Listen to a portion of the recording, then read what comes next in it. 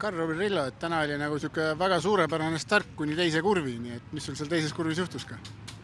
Motocross ei olnud minu kontrolli all jah, see teine kurv ja sõitis keegi teine sõitis tagant sisse ja jäin kinni ja pidin sõitu alustama siis head stardi asemel hoopis viimaselt kohalt.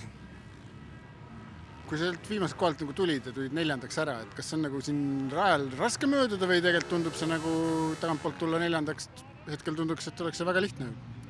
Tegelikult on üpriski raske, sest kokkuvõttes on ikka siin rajal üks kiire liin ja ainus viis mul mööduda oli toore jõuga ja kiirusega rammida neid kehvasid liine ja loota, et ma suudan kiiremini neid läbida kui seda paremat liini ja seda ka suutsin suht terve sõit teha, et enda sõitu ei saanud üldse teha ja kogu aeg oli siht eespool, et kus on järgmine inimene, keda püüda. See 4. stardikoht on homseks niisugune hea või niisugune kehvamepoolne?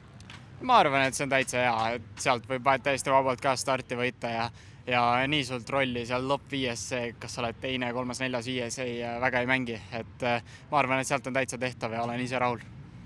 Homme on nagu Kevinil veel vaja 10 punkti saada, et kindlustada maailmameistri tiitel, et kas tuleb ka Turinile vahepeale segama ka teda?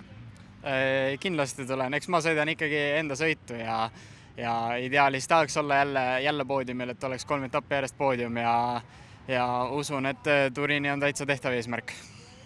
Aga tänud sulle ja edu homseks! Aitäh!